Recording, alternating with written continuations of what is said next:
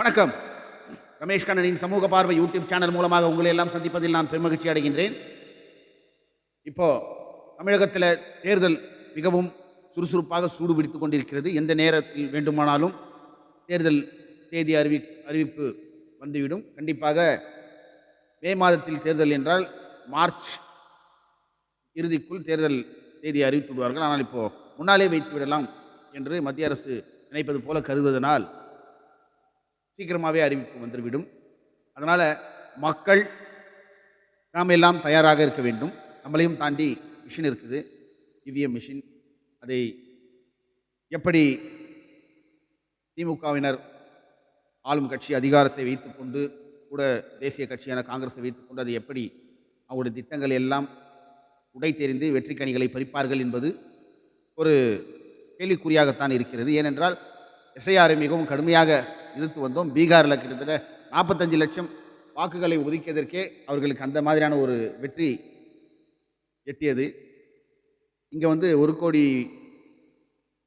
கோடி கிட்ட வாக்காளர்களை நீக்கியிருக்காங்க. விண்ணப்பம் இப்போ வந்திருக்கிறது பார்த்தீங்கன்னா 15 லட்சமோ 20 லட்சமோ தான் வந்திருக்கு. அப்போ எப்படி கூட்டி கழிச்சு பார்த்தாலும் கம்மியில் கம்மி ஒரு 75-80 லட்சம் மக்களுக்கு வாக்கு இல்லை. அது எந்த கேட்டகரியில் எடுத்துக்கிறாங்கோ என்ன ஏது என்பதெல்லாம் வந்து தேர்தலுக்கு பின் புலம்பாமல் முன்கூட்டியே தமிழகத்தில் வந்து நம்ம ஆட்சி அதிகாரம் இருக்கிறதுனால முன்கூட்டியே அதையெல்லாம் கேட்டு வாங்கி சரியாக இருக்கிறதா என்பதை எல்லாம் சரிபார்க்கும் பணியில் நம்ம முக்கியமாக இருக்கணும். எதனால் சொல்கிறேன்னு சொன்னால், இப்போ பார்த்தீங்கன்னா இந்த கூட்டணியை நீங்கள் பார்த்தீங்கன்னாலே தெரியும். கெட்டவர்கள் எல்லோரும் ஒன்று சேர்ந்திருக்கின்ற ஒரு பக்கம் ஒரு கூட்டணி. மக்கள் நலம், மக்களை நேசிக்கக்கூடியவர்கள், 1000 எதிர்கருத்துக்கள் குறைபாடுகள் சிலது இருந்தாலும் ஆனால் மக்களை நேசிக்கக்கூடிய தலைவர்கள் இருக்கின்ற கூட்டணி எது என்று பார்த்தா இந்தியா கூட்டணி தான். இதில் மாற்று கருத்து கிடையாது. திமுக, காங்கிரஸ், விசிகே, சரிங்களா, கம்யூனிஸ்ட், லெஃப்ட், ரைட்டு, அதுக்கப்புறமா வந்து எம்டிஎம்கே, அப்புறம் கொங்கு ஈஸ்வரன், இந்த மாதிரியான ஒரு அருமையான மக்களை நேசிக்கக்கூடியவர்கள், மக்கள் சக்தி, மக்கள் வந்து விரும்பக்கூடிய தலைவர்கள் எல்லாம் ஒரு பக்கம் நிற்கிறார்கள். இன்னொரு பக்கம் பார்த்தீங்கன்னு சொன்னால் எல்லாமே ஒன்று ஒன்றா சொல்கிறோம் பாருங்க. என்டிஏ அலைன்ஸ் சொல்கிறாங்க. அந்த என்டிஏ அலைன்ஸ்னால் நேஷ்னல் டெமோக்ரஸி அலைன்ஸ். இது கேட்கும்போதே நம்மளுக்கு வந்து கோபமும் சிரிப்பும் தான் வருது. டெமோக்ரஸிக்கு எதிராக தான் மோடி எல்லா வேலையும் செய்கிறாரு. ஆனால் அந்த கூட்டணிக்கு பேர் டெமோக்ரஸி. சரி, இந்த கூட்டணியில் வந்து பிஜேபியை பற்றி சொல்லவே தேவையில்லை. எல்லாருமே வந்து ஒரு துரோகி கூட்டணின்னு சொல்லுவாங்கல்ல, பார்த்தீங்களா? துரோகிகள் எல்லாம் ஒன்றா சேர்ந்து ஒரு கூட்டணி அமைச்சா அப்படி இருக்கும். அந்த துரோகிகள் கூட்டணி நம்ம சரியாக புரிந்து கொள்ள வேண்டும். நரேந்திர மோடி அவர்கள் வாஜ்பாய் காலத்தில் குஜராத்தில் சிஎம்மாக இருக்கும்பொழுது, அதற்கும் முன்னாலே பாஜகவில் இவருக்கு யார் குருன்னு சொன்னால் அத்வானி தான். லாலுகிருஷ்ண அத்வானி அவர்கள் தான் இவருக்கு குரு. அவருக்கு இந்த நாட்டிற்கு இந்தியாவிற்கு பிரதமராக வந்துவிட வேண்டும் என்பது அவருடைய வாழ்நாள் குறிக்கோள், கனவுகள். ஏன்னா அத்வானியும் வாஜ்பாயும் தான் வெளியே வந்து பாஜகவை ஆரம்பித்தாங்க. அதில் வாஜ்பாய் பிரதமர் ஆகிட்டார். அவர் வந்து நம்ம ராஜீவ்காந்தி கூட பயணித்ததுனால, காங்கிரஸில் இருந்ததுனால அவருடைய ஆட்சி ஓரளவுக்கு எல்லாம் சிறப்பாக தான் இருந்தது. அதுக்கு அடுத்தது பார்த்தீர்களே, ஆனால் எப்படி அத்வானி வந்திருந்தால் எப்படி இருந்திருக்குமோ அதை விட 4 மடங்கு மோடி இந்துத்துவா கையில் எடுத்துக்கொண்டு மக்களை குழப்பத்தில் வைத்துக்கொண்டு ஜாதி மத இன மோதல். வடிவேல் ஒரு படத்தில் வந்து ஜாதி சண்டை போடுறதுக்கு ஆடிட்டோரியம் கட்டி கொடுப்பார். அதுதான் இனிமேல் இன்னும் அவர் செய்ய போகிறாரு. ஜாதி சண்டை மத சண்டை போடுறதுக்கு தனியாக இடம் கொடுக்க போகிறாரு. அவர்களுக்கெல்லாம் வந்து தியாகிகளாக அறிவித்து அவங்க பிள்ளைங்களுக்கெல்லாம் வந்து மீண்டும் அவங்க திருப்பி அந்த மாதிரி சண்டைகளே போடுறதுக்கு பயிற்சியெல்லாம் கொடுக்க போகிறாங்க. இவர் வந்து 2002 நடந்த குஜராத் கலவரம் இருக்குல்ல, ஏகப்பட்ட 3000க்கும் மேற்பட்ட இஸ்லாமியர்களை கொன்று குவித்தார்கள் அல்லவா? சபர்மதி எக்ஸ்பிரஸில் ஒரு திட்டம் போட்டு அங்கே உதவிக்கு வந்த இஸ்லாமியர் மீதெல்லாம் வழக்க போட்டு ஒரு கெலட்டா பண்ணி அவ்வளோ பெரிய உத்திர தாண்டவத்தை சாதி வெறியர்கள் குஜராத்தில் ஆரம்பித்தார்கள் அல்லவா?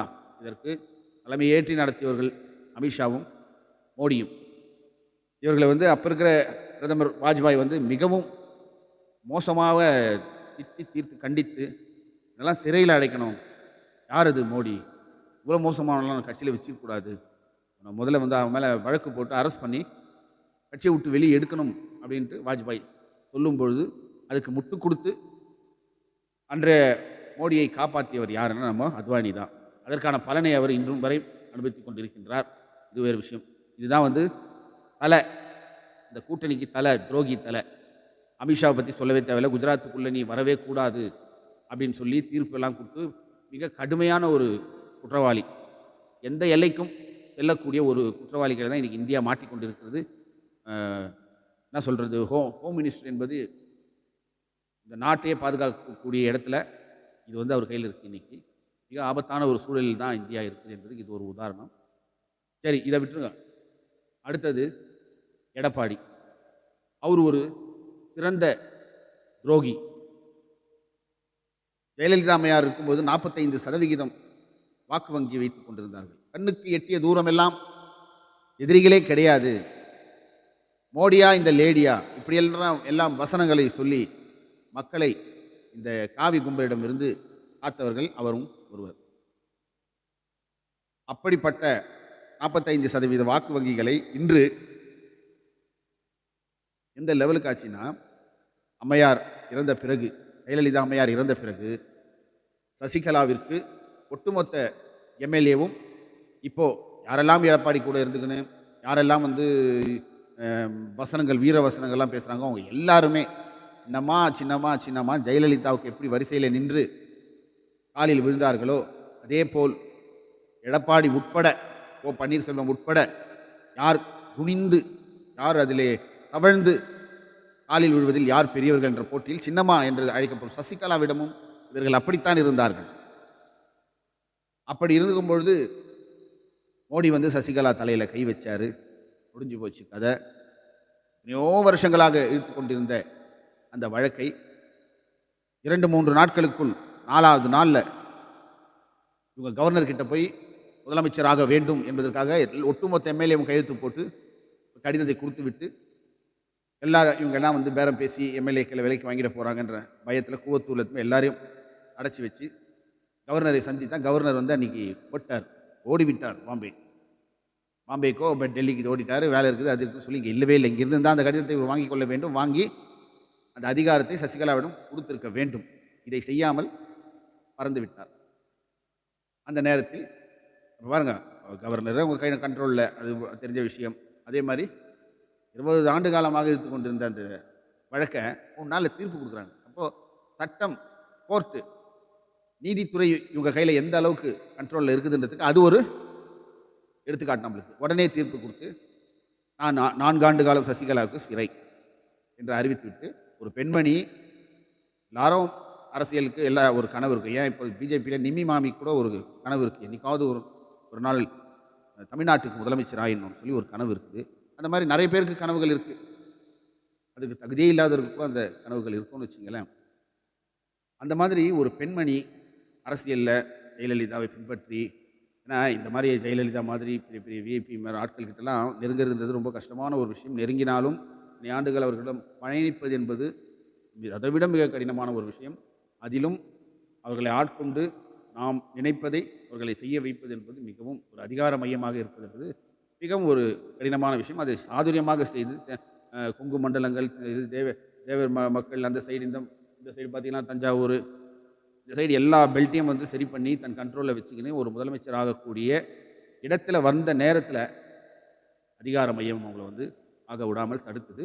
அவங்க மிகவும் ஒரு நம்பிக்கையோடு எடப்பாடியிடம் அந்த அதிகாரத்தை, ஜெயலலிதா வந்து ஓபிஎஸ்க்கு கொடுத்துட்டு போன மாதிரி எடப்பாடிக்கிட்ட இந்த மாதிரி கொடுத்துட்டு சிறைக்கு போனது தான். திரும்பி வந்து பார்த்தா கட்சியிலே சேர்க்க மாட்டார். யார்? எடப்பாடி.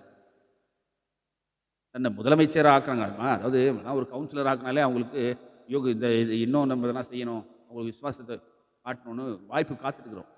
ஆனால் முதலமைச்சரே ஆக்கிவிட்டு போனவங்க திரும்பி வந்தால் அவங்க கட்சியிலேயே அவங்கள சேர்க்கக்கூடாது, அவங்களுக்கு சம்மந்தப்பட்ட யாரையுமே சேர்க்கக்கூடாது. வந்தால் ஆட்சியை திருப்பி கேட்பாங்களே, அதனால் அவங்கள சேரவே விடாமல் பண்ண ஒரு துரோகி.